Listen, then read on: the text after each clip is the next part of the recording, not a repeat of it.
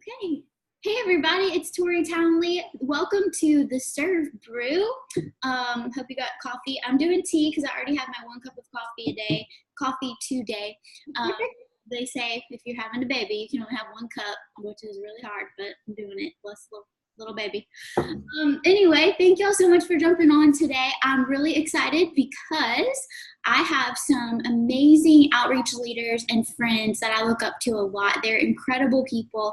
They are serving in the city of Las Vegas at Relentless Church. They've got an incredible story, incredible wisdom and insight, and they have agreed to share some of their wisdom with us today. So if you'll join me in welcoming Mr. Rhett and Dawn Griffin. Hey, guys. Hey, how you guys doing?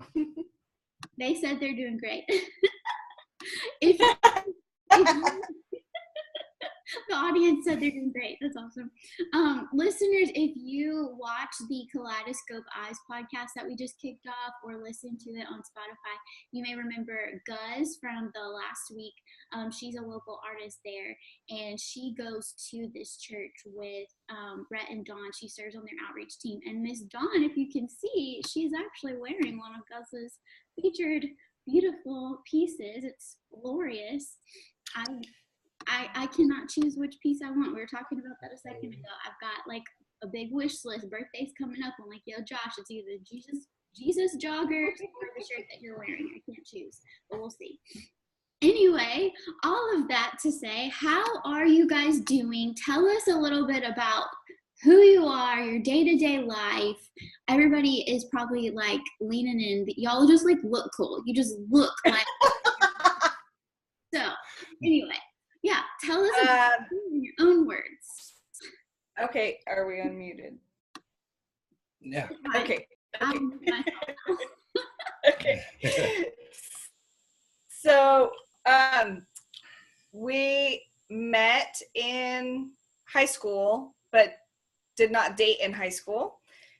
We were friends since I was 14 and he was 16. So we've been friends for a very long time, married for 24 years. We dated for 4 years before we were married. So there's a lot of history there, but we didn't actually start serving Jesus together until 2013. Yeah. So, Rhett was actually an atheist when I met him.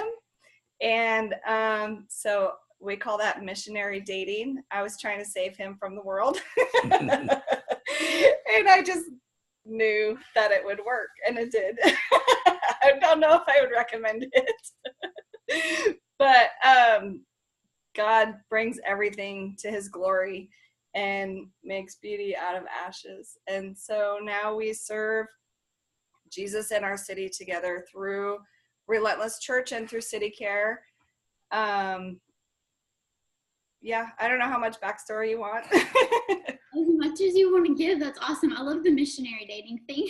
I heard you recommend it or not. I don't know. She said no. Okay, good tip. That's awesome.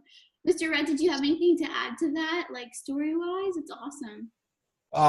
Just that she prayed for me for like 17 years during our missionary dating time. I just, it was funny when I gave my life to the Lord and started attending church regularly.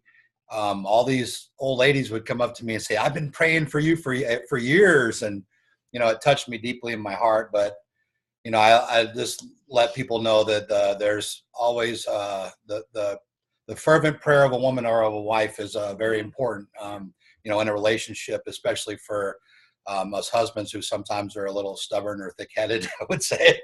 Best way to put it. It's good to have people praying for you. Yeah, wow, that's so good. So what would you say is like, for you, like the kind of turning point of what caused you to stop being an atheist? Like, what was the catalyst there? I remember coming home from work, and I was a welder for years, and so I worked physically, and I'd finally gotten the house and the white picket fence and the dog and the kids, and noticed that something was just seemed to be missing, and I wasn't sure what it was. But I remember coming home one day and I was really tired physically, but I didn't realize I was also emotionally and spiritually tired as well. And I remember just sitting there thinking, if this all, I'm looking around, looking at everything that I tried to achieve and what I thought the American dream was, and there was something missing. And I realized that if this is all that life has to offer, I'm like, this isn't too good. I wasn't too happy with that. I'm like, this stinks. And I remember hearing a still small voice say that there is more if you're just willing to accept it.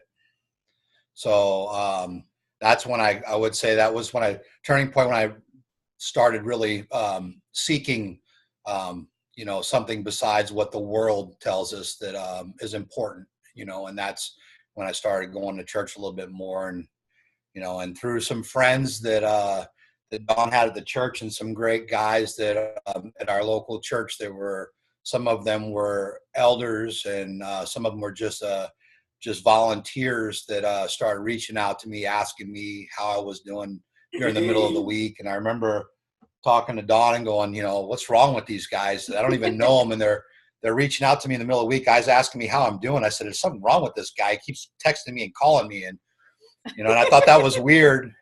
But what I realized is that was when I met what I consider a true Christian for the first time. Because what I knew of what a Christian was not what I was seeing. And we're still great friends with those people too. Yes, to this day. So. Wow, that's an incredible story. Just how Jesus gets a hold of your heart. I love that it creeped you out. People checking on you. It sounds like what my husband would have said. Like, what in the world is this? But it's so.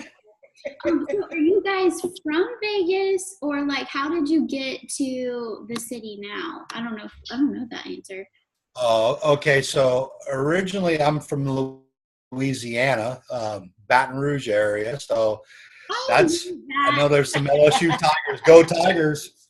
Imagine that, right? So so my mom remarried and moved us to San Diego when I was in high school, and I used to go to Trafton Academy in Baton Rouge, which is Dunham now, and that's the school I was attending to until my mom remarried and moved us to San Diego, California, which I hated at first because I'm from Louisiana. My roots are from Louisiana, and I didn't want to move to California. But then after moving there for a little while, and I met Dawn in school, and then. So I'll not take this too far, too deep, but basically we met in high school, and then we got married out of high school. We were friends since she was a freshman and I was a sophomore. And then we moved back to Louisiana after we had our first daughter. And then we left Louisiana and moved to Kalispell, Montana. Had one baby in Louisiana. Yeah, we have. So Tara. So Journey and Tara are our daughters, 23 and 20 years old. And so we have a daughter that was born in San Diego and a daughter that was born in Raceland, because my family is originally from South Louisiana on Bayou Lafourche, a place called Galliano is where my family's from. And so we were living there, and then I wasn't ever home. I was working offshore in the Gulf of Mexico, and my wife said she didn't get married to be alone.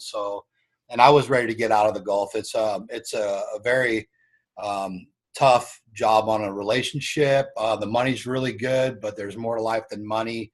And so her brother was living up in Kalispell, Montana, and we went up there to visit, fell in love with the place, and moved up there. And then we started attending the local church, and that's where we met Pastors Joe and Danielle Pena at the church that we were attending when they came. And then what happened from there is pretty interesting. Yeah, I guess that would be we started attending there about 2004. I say like I said, we didn't start serving together till 2013, but Rhett would come sort of like as a gift to me. He would get Christmas, Easter, Mother's Christian. Day, right? He would still come to church with me. It was very supportive. Like, okay, girls, get dressed. It's time for church. And was always very supportive in that way, never discounted what I believed in,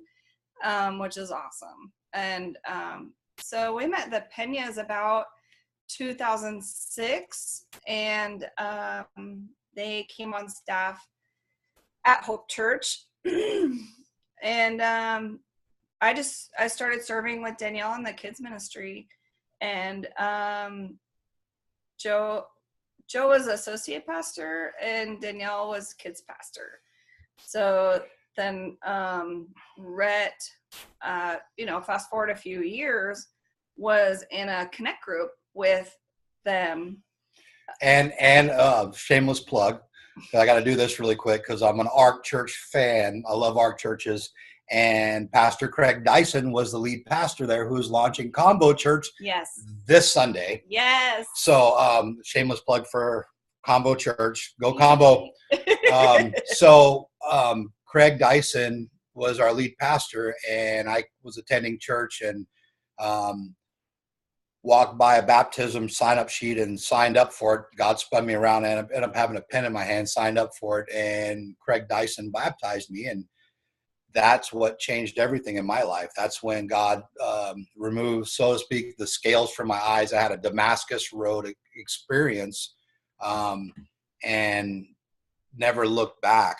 God got a hold of me and pretty much, Don says, shot me with a slingshot. Just fast. Everything that God had intended for Rhett to be in his full calling, I mean, it just happened. Like, that's why I say the slingshot, because he was always a leader. Every job that he had, he ended up foreman. And as soon as the God factor was there, he was a leader in ministry, men's ministry. I believe somewhere he's going to be in children's ministry. Quick story why I say that.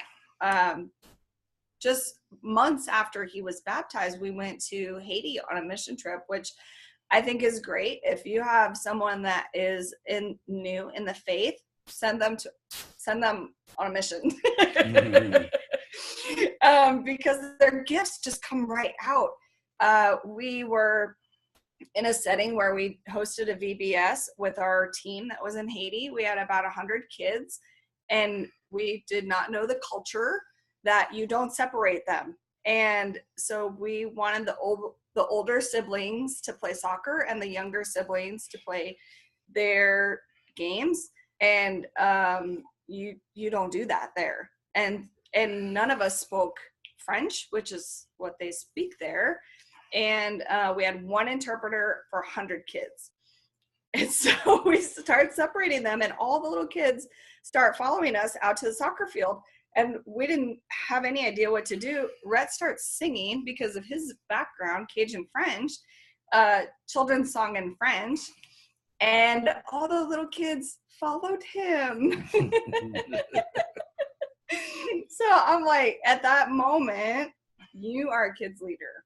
And he's not walking in that yet. Oh my gosh, a Cajun man in Haiti, who I would have never thought, but it makes so much sense. Oh, that is the cutest story ever. Oh, so cool. I love y'all's story so much, and I know there's like so many layers to it. I could just sit all day long and hear all of the goodness and the faithfulness that God has done, and I love how just y'all love each other so much. It's just like I can just see the preciousness, and I know that it's probably not all been beautiful roses the whole time. Oh. The depths and the heights like work together, and I just see that God's really blessing you guys for the commitment that you kept to each other that whole time. So it's incredible. Thank you for that part of it. That's amazing. So okay, you guys were I didn't even think about it. You were with the Peñas at a different church. Where was Hope Church located? Where was that? It's in Kalispell, Montana, and I believe in 2012, God put it on Joe Peña's heart, Pastor Joe, to launch a church in Reno, in Las Vegas.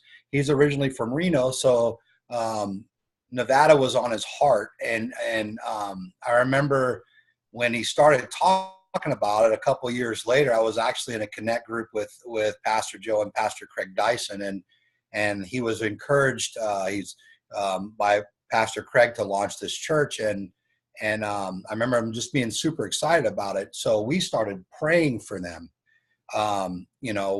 We support you. We pray for you. We even have a good time. Yeah. Bye-bye. We're staying here, and we will support you from here. At that time, Dawn was on staff at Hope Church. It was New Covenant Church, and now it's Hope Church. Pastor Lance up in Montana, Kalispell, Montana. And what happened is we would support them financially. We would ask them, hey, how can we be praying for you guys? And they said, pray for leaders. So we happened to be doing a time of prayer and fasting. And, the church had just launched. It was not very old. And they had great momentum. They're even mentioned in Serve Your City book, Pastor Dino's new book, which we're doing the Connect group study, which I love that. Another shameless plug. Pastor Dino is amazing. We love him. It's changing lives and cities by what, unlocking your city and figuring out what's going on. We love that. So we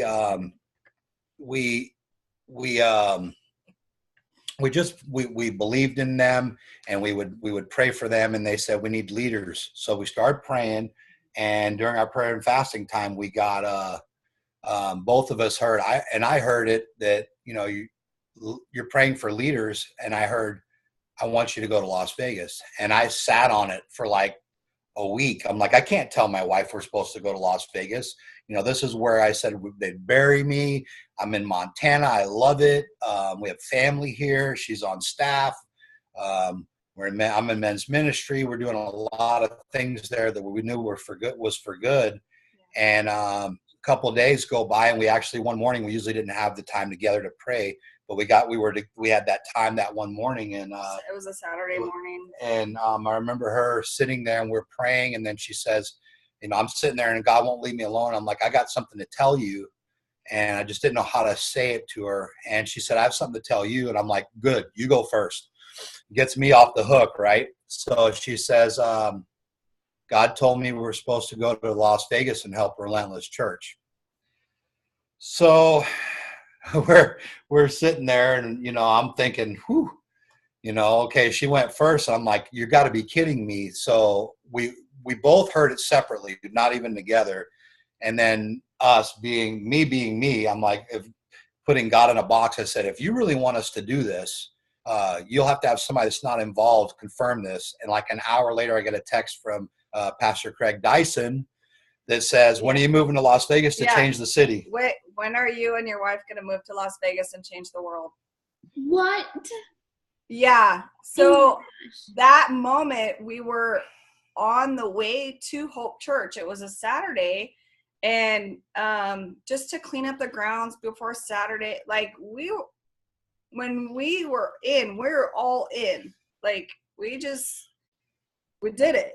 And so we're on our way. So I answered the text from Pastor Craig and on Rhett's phone and said, are you listening in on our prayer life or what? And he said, I've known pretty confidently for about 3 months. And I was like thinking 3 months. So this was like September. And I got a text from a very good friend of mine who I know who hears from the Lord. I grew up with her. We went to school with her, Melanie. And she texted me in June about this big, long vision about just different realms of serving and blah, blah, blah.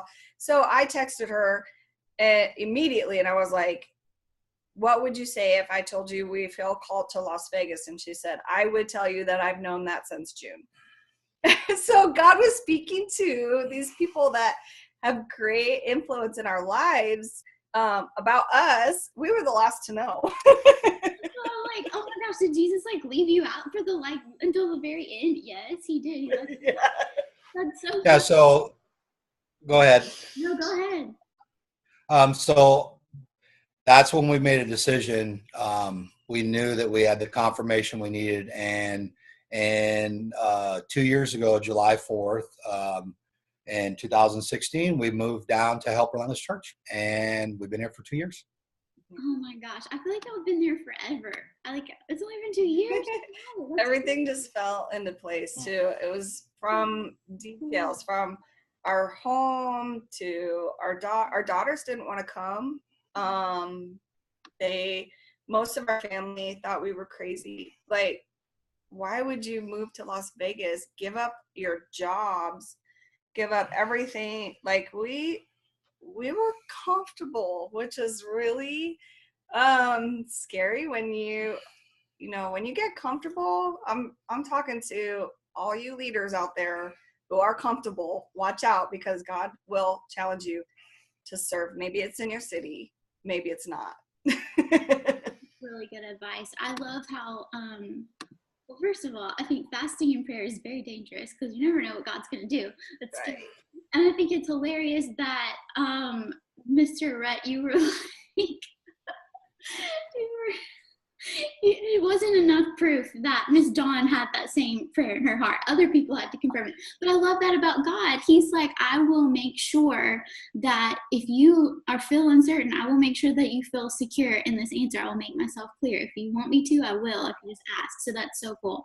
And then I think it's cool how we talk a lot about the sacrifice of church planters. So the pastors who are going out and making this crazy decision to risk it all, but then also the launch team and the staff, the people who give up everything to go with them, that's a huge sacrifice too. And there's not Absolutely. there's definitely honor for that, but it's not always in the spotlight. So just honor to you guys for doing that. I know it's been a sacrifice, I'm sure, but how exciting of an adventure. And now, okay, this is the part I cannot wait to get into too.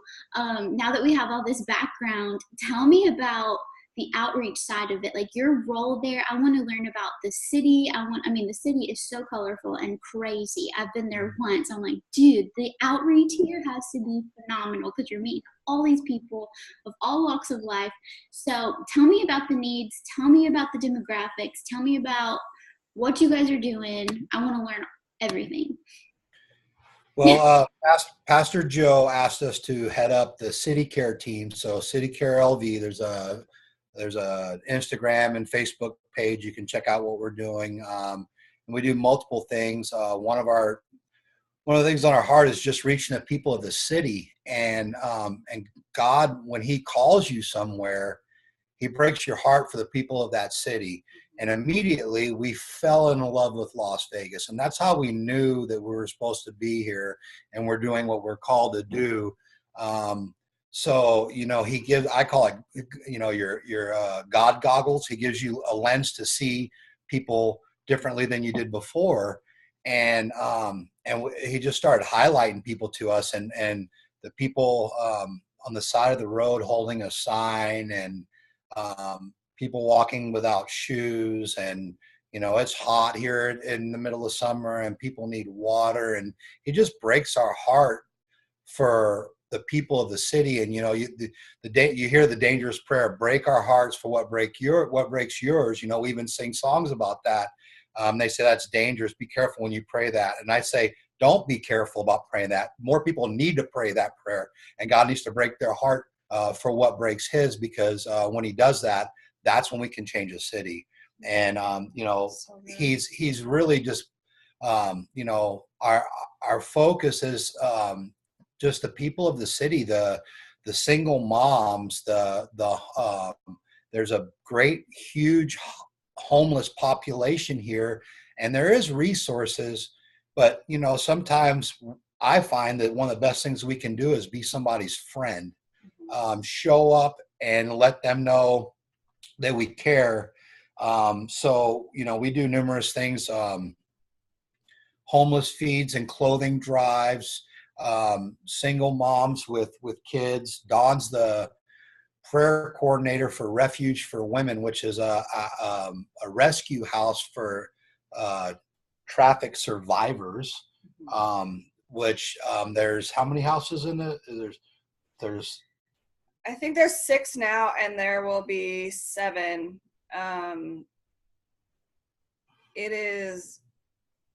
it's a 9 to 12 month residential program,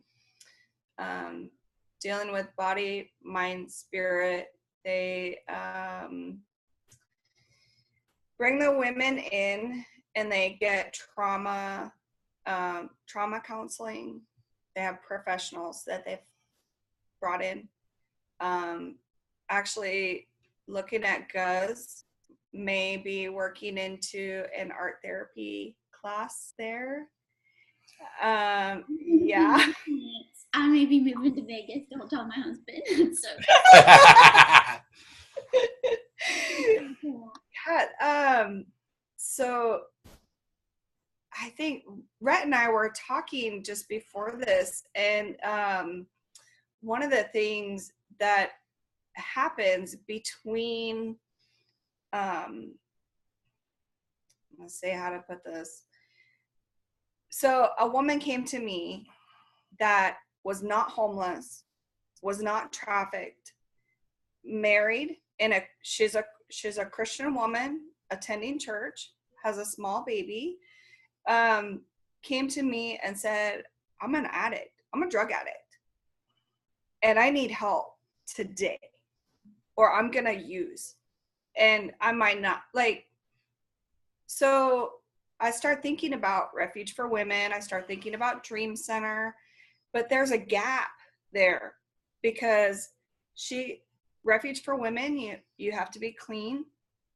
The Dream Center that she's in now, we did get her into the Phoenix Dream Center. So you have to have a clean urinalysis. So that took some time. So being that she was a friend of ours, now I wouldn't you have to be safe, but we brought her into our home and allowed her to detox. Which I'll say we knew what to do because of our daughter, Journey, which she gave us permission to share her, small snippet of her story. She was living in our home. She ended up, I said before they didn't want to move here. Well, she did end up moving here and was doing heroin. And so we ended up bringing her to the Dream Center in Phoenix as well. But so all of that to say, there's a gap between the street and I'm high to coming into a program.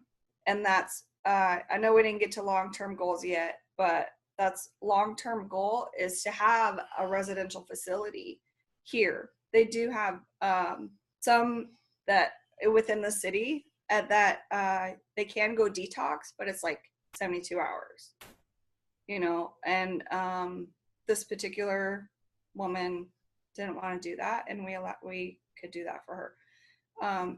Just to say that's one of our long-term goals, whether it's a Dream Center, whatever we call it, city care, I don't know what it will be called, who has to put a name on it, but that is one of our long-term goals. And both of us come from we were both addicts when we were younger, heavy drug use, and so we can relate to that. I think that's one of the things that why God's position is here is to be able to help the people that we can speak into their lives because we can relate. I heard a pastor say one time, you can't give what you don't have, and we have freedom in that. And one of the things about this facility that we believe in that will happen is that it being faith-based.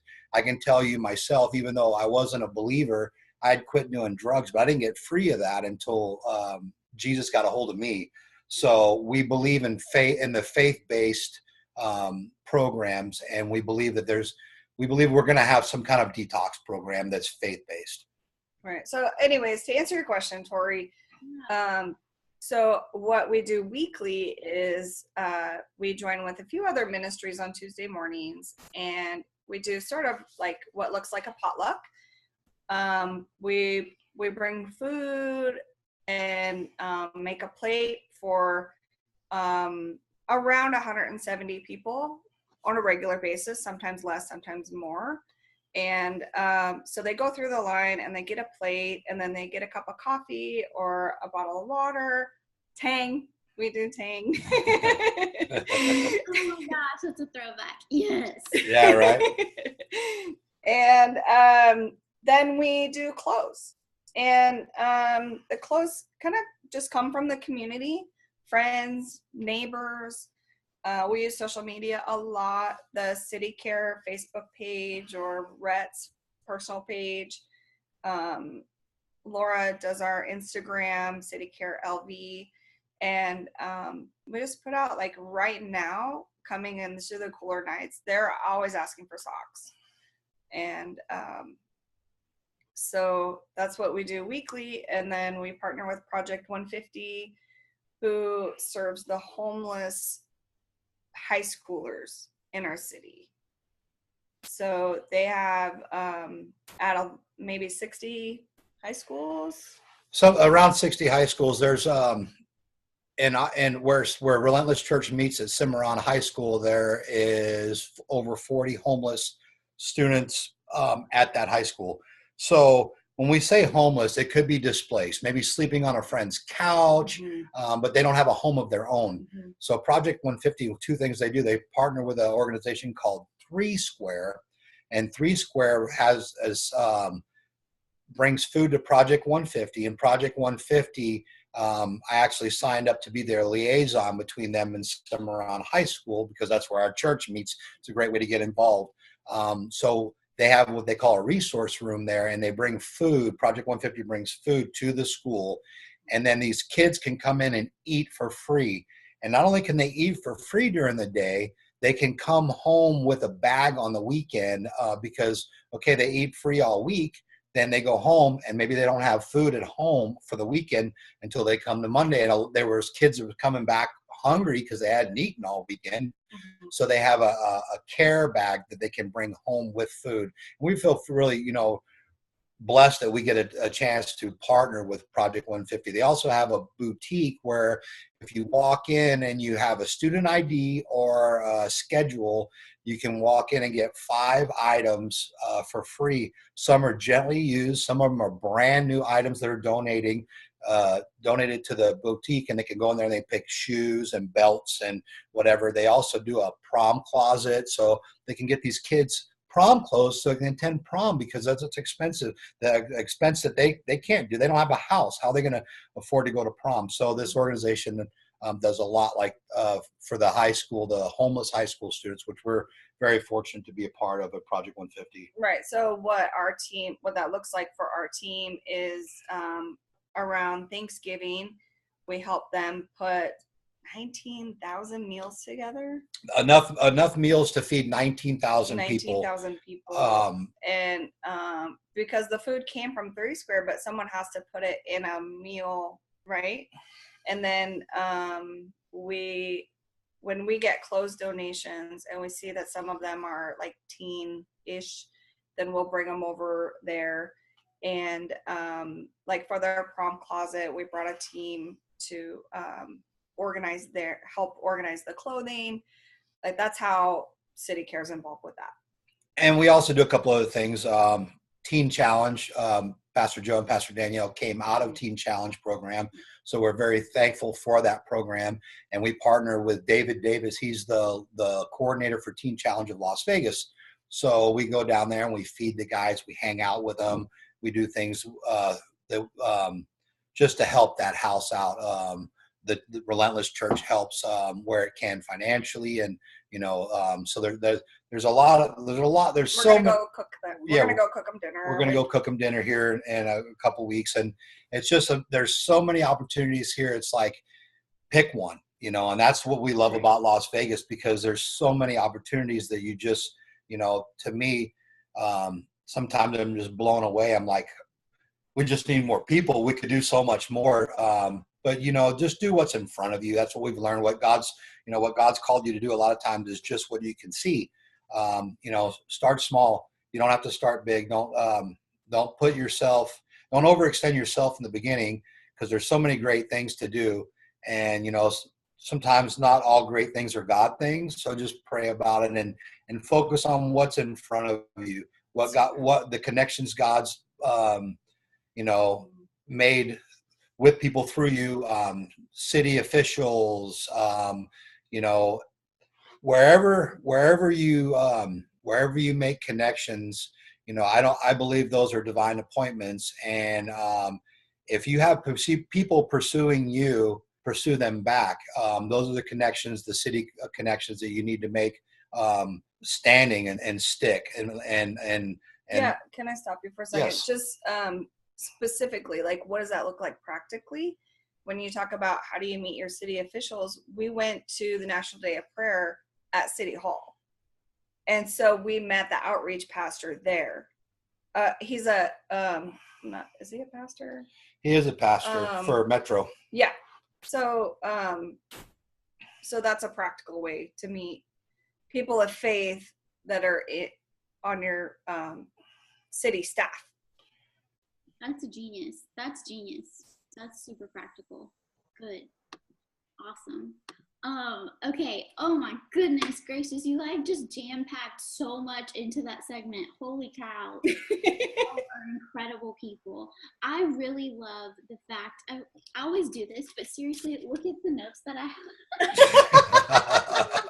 That's just real life in my head. Okay. But I think it's so cool how you guys start, like you said, don't go all crazy, push yourself, take it one step at a time, because you guys started with serving through partnerships through that house for trafficking victims who have been rescued, and then through that you found gaps in the system and you figured out, okay, there's a sweet spot where we can jump in and help, and that's leading to the dream for the long term.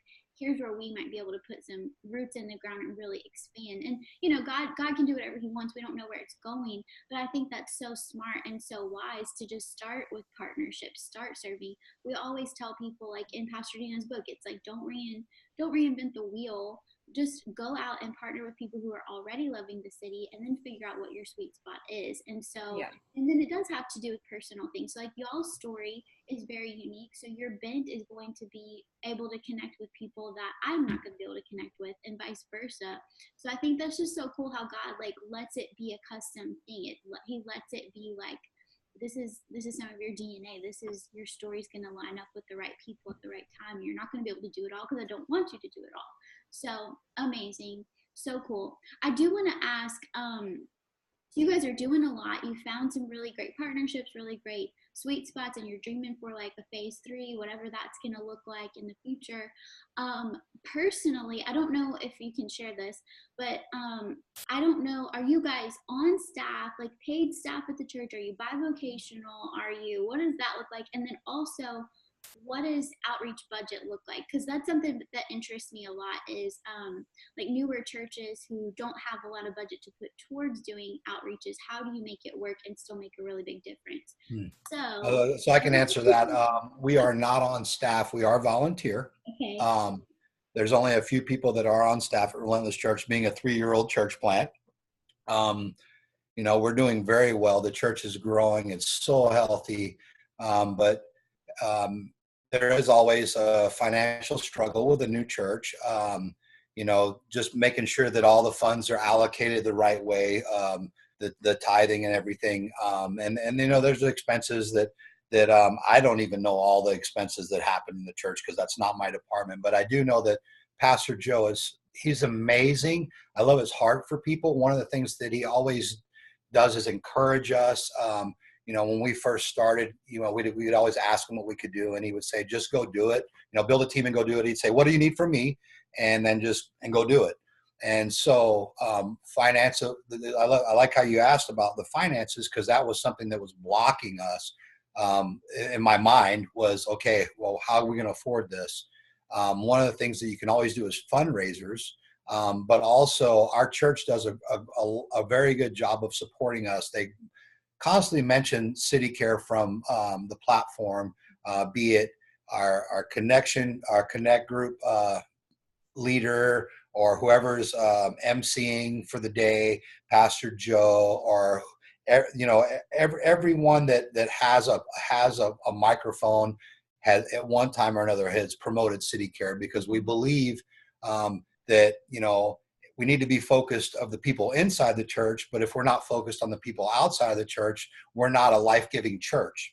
So like I'm wearing one of our Relentless merch shirts, and we got a really good deal on them. And so when they sell the shirts, the funds go to City Care. We do certain things so we can have money to do, some of the events we want to do. A lot of times, and here's where I want people to understand, don't let money deter what you're going to go do, because God's going to make a way. And a lot of times what you do doesn't cost that much. So you have to look at a big picture. Sometimes I think a lot of times we lock into the dynamics or the logistics of what you're going to go do. And like, well, we can't do that. We can't afford that or whatever.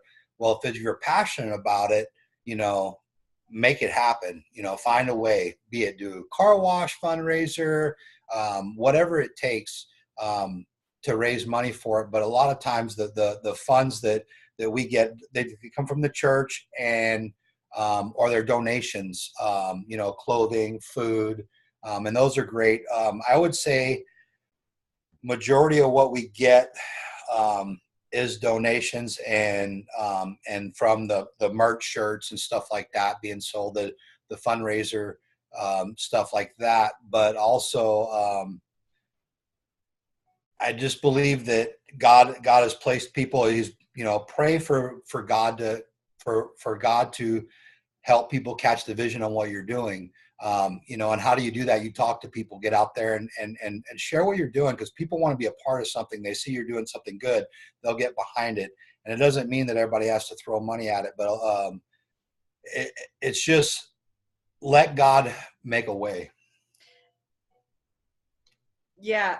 I'm kind of giggling because our roommate is practicing his guitar right now, and I texted him, but he didn't hear us. I can't hear it, but that's cool. If he wants to sing. Okay, so I always look at the practical side. The for like maybe the first year we didn't have a budget, and like we're in year 2 of City Care. We now have a monthly budget. And our budget for City Care is $500 for this month. So what we did practically was we did gift certificates for the teachers and staff that we are affected by our church. Like we wanted to buy them lunch. And I probably wasn't supposed to say that publicly. Cut that part out. No, really, because the school told us not to. Okay, so with school, it's fine. Oh, we didn't either. Okay, that's good. Okay, anyways, so we bless the teachers and staff where we go to church, and then we are going to use those funds to cook dinner for Teen Challenge, and in a big way. Like we're gonna do a shrimp fettuccine thing, but in the past we've done those things without a budget, and you can totally do it if you don't have a budget. Like when we say we feed 170 people a week, like that sounds enormous and overwhelming, but just think about it like a potluck. We spend personally $8 a week. Like I make peach cobbler and I bring it, and someone else makes, cooks a sack of potatoes. Someone else makes a big pan of eggs. Someone else, one ministry that we work with, goodness gracious, they've built relationships where they get sandwiches and stuff donated from the community, which they're introducing us to those people. Hardly any of it comes out of our pocket. It's our time. And that's, I think people are more reluctant to give up their time than their dollars any day. So, yeah, if you don't have a budget, don't let that stop you. We did for a whole year. and one of the things, like, so in your local neighborhoods and your cities, go talk to the person that's at the Starbucks where you get your coffee every day. They have leftover stuff every day. Panera Bread, Little Caesars, Pizza Hut. Go talk to these people. Let them know what you're doing, and you'd be surprised that when people find out that you're trying to help people, they'll get behind that. And it might just be giving you their leftover stuff that's still good. We serve these guys on Tuesday morning, and a lot of times I haven't eaten, and they're coming through with these plates of food, and I'm looking, I'm like, man, that looks really good. I could eat a plate of that. But it's just to say, it's not just a regular soup kitchen. It's and it doesn't cost a lot. Funding is it's really not an issue. Don't let money stop you from doing what God's put on your heart. Yeah, man, that's so good. And I think it's true because, like, I love how you said earlier, it's more about being a friend to people. So truly, you can do outreach with nothing if you just go and love people and pat them on the back, sit down and listen to their story. Like, and then time, like you said, Miss Dawn, time is one of the biggest things that it's hard for us to give up in this culture, in this day and age. Like, I am horrible at it. So I have to like force myself, no, you need to go just spend time with people. It's good for you. It's good for them. It's fine. I'd rather just give $5 and feel good about myself. But there's something more when it's a personal investment. And once people get a taste of what it feels like to be personally invested, if I'm baking cookies and bringing it, I want to be part of that more. And so people in churches who are smaller, which I think is even more fun because it's more community based and it's new and it's just exciting, people want to give to it. And so I love that you guys have a value of that. And the potluck thing is just such a perfect picture of everybody brings something, everybody invests something, all of us made this together. I didn't just show up and it was a prepackaged deal, which is fine too, but it's way more fun when you have your hands dirty a little bit. And $8 for peach cobbler, hello, like that's fun. Who doesn't want to do that every week? I love it. Okay, so we have about 10 more minutes, so I want to ask you guys a couple more questions. Oh my gosh, we need to do like 2 or 3 segments with you guys because y'all are so wise, have so many great advice pieces. Dang it, there's so much to ask.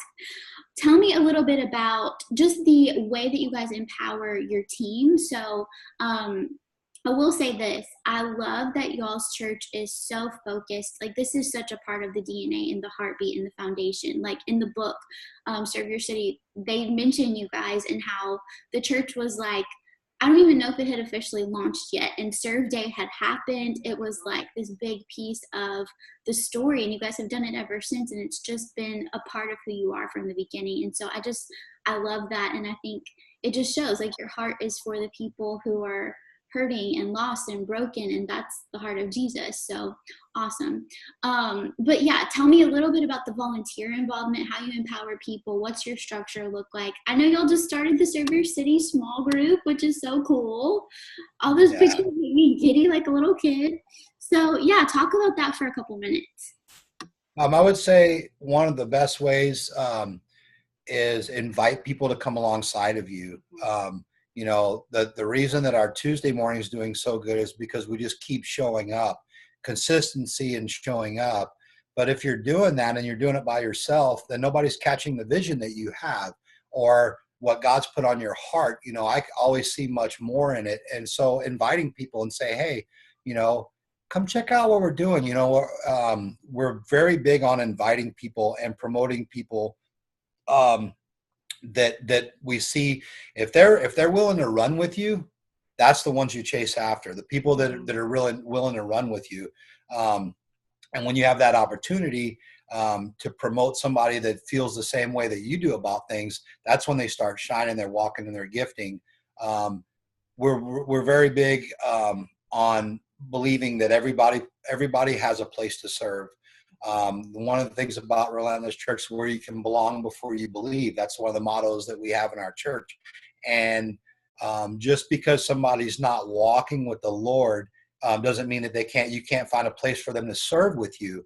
You want to change somebody's perspective on something, get them serving. Your problems diminish very quickly when you see somebody else's problems and you're trying to help them. And people want to be a part of something that's helping others. And that's what I've noticed, myself included. I can get behind that when I see that we're doing good for people. And when we show people, be it through social media, an invite or whatever, they see what we're doing. They say, I want to get behind that. And it might be donations.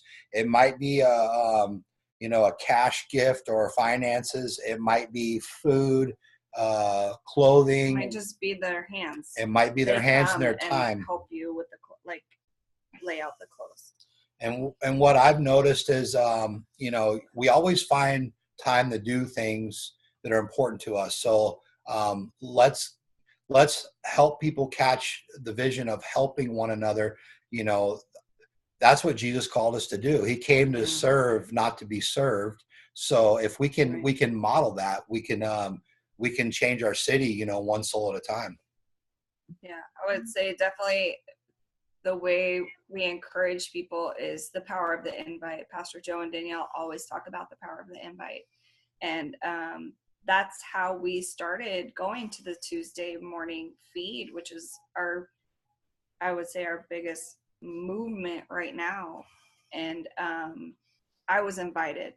So I invited my husband and just invite. And that's how it's growing. And yeah, the power of the invite and just, letting people know this, like you said, every person has a part, and encouraging them in that part and giving them freedom. Like one of our team members knows a ton of people. He's our I know a guy. And so we encourage him to just say he did a collection for clothing in his neighborhood and through his friends. And so that's so cool. I love that the job that we have as outreach leaders is really just connecting the dots for people. Like, everybody has a niche, like you said, a sweet spot or a passion. And so we get to be like, I know of a need, and I know of a person who has this gifting or this heartbeat, and then to get to put them together. I feel like there's nothing more fulfilling in life than getting to do that. There's a few things that are really fulfilling, and that's like on my top 3 lists, is when I just get to see that magic of intersection happen. So cool. Okay. Yeah, exactly. And sorry. So with that, that's how Guz ended up at the Refuge for Women, because I wore this shirt. We cooked dinner for them, for the women, once a month, and I wore this shirt. And so encouraging her in her gift, connecting her with Refuge for Women, because I know that they do art therapy there. Wow, that is so wild. I know. Power of an invite, right? Yes, and the crazy thing is, she said that Pastor Joe invited her through Instagram. So yes. It's just so cool. And it's not like an advertising thing. Like, I'm just picturing Pastor Joe like, hey, this girl is awesome, and I believe in my church, and I want her in our community. It's not like, let me try to get all the followers I can. It's just a genuine, I love something, and I want you to be part of it too. It's so cool. I love how stories happen. Oh my gosh, Jesus is so weird. Okay, so that's a great story. Segue to, what is, real quick, one of y'all's favorite outreach stories? I'm sure you have thousands upon thousands. I could never choose one, but if you had one, what would be one of your top faves? We often tell this story together, and Rhett starts it and I finish it. So okay, we could do that. So God has changed my focus on the way I see people. I talked about that earlier.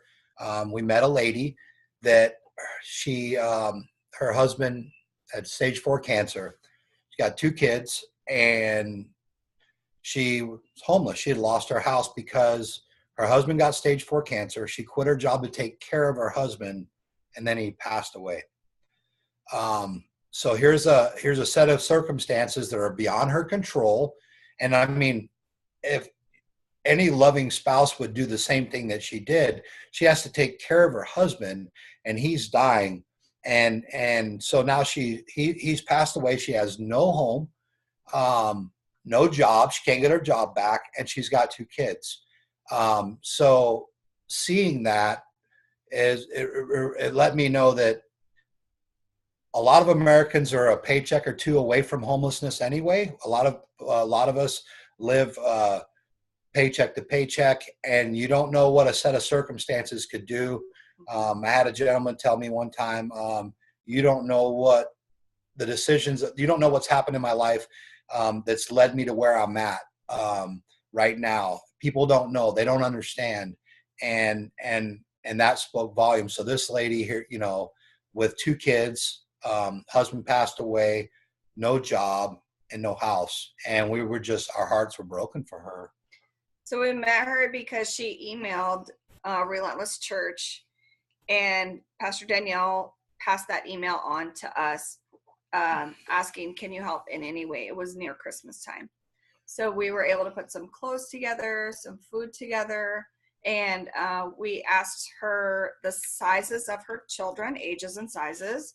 And she said, the one thing that my son really wants is shoes, but he's a size 14 shoe and he wants Vans. Like, that is the one thing. And so we looked in the donations that we had 1 pair of shoes. Do you know that they were size 14 Vans? That is what God does through City Care. What the heck? Right? Oh my gosh. No way. I didn't even know they made it that big. Seriously. That's so cool. That is the best thing ever. I love Jesus. He's ridiculous. Okay. And I know that you guys have changed so many people's lives. And I just want to take a second to honor you guys, like, for the sacrifice that you've made for uprooting and hauling tail across the country, and just having faith and doing what you do every single day just to love people, and working jobs and everything that you do. Just, we honor you. So thank you for that. Okay, if people have follow-up questions, you guys seriously have a ton of practical wisdom and insight in your story that you've walked out. I think it's just relevant to a lot of people. So if people want to follow your story, get in touch with you guys, whatever it is, what's the best way to reach out? Well, we have a City Care email, citycarelv@gmail. That's probably the best way for questions to get answered. You can also follow us on Instagram, City Care LV. We have a Facebook page, and same with Relentless Church .tv. Relentless Church .tv. Mm-hmm. Yes. So there's those are probably the easiest ways that I can think of that they could bounce some questions off of us, and mm-hmm. and we're pretty good at answering back. Just because, I remember seeing stuff and people asking questions through emails, and you can really get connected with your city, because that is a great format for resources. And so we're really good at looking at those to make sure we don't miss something, not only for our connections, but to help one another. So I'd say that's probably the easiest way. Yeah, and just Rhett's Facebook page. He does a lot of live videos, and he's pretty entertaining. So you can, I don't do much with my social media, so look at Rhett Griffin and our City Care. So Facebook is just City Care, and Instagram is City Care LV. And then the email is also citycarelv @gmail. Perfect. Cool. Okay. Got it. You guys are so much fun. I love it. I do love following you guys. Oh my gosh, those stories, pictures, and I'm just like, there's so much color in Vegas and everything you're doing. It's just a blast. But you got to come visit then. I know, I need to. I haven't been since the art conference was there, and we were only there for 2 days, and we went to the Hoover Dam. I think that was the most exciting thing, which was pretty cool. But I would rather be show me where the homeless friends are. I want to go hang in the city. But you've got family in California now, so yeah, right? I do. So you guys, I do have a lot of layovers in Vegas, which is horrible. I'm sorry. I hate the airport there. I'm so sorry. It is the worst. But I love you guys. So okay, thank y'all so much again for jumping on today and taking time. I'm gonna pray us out if that's cool. And absolutely. Yeah. We just want to say that we love you. We just love you. We love your heart. We love your passion for connecting people. And just love how you love Jesus. Thank you. I love you. Big mush fest. It's a blast. It's people like you guys who make life worth living. Okay, Jesus, thank you so much for this conversation, God. I thank you for Rhett and Dawn, Jesus, and the amazing story that you have just written through their lives and that you're continuing to write and that you're using them to bless other people, God.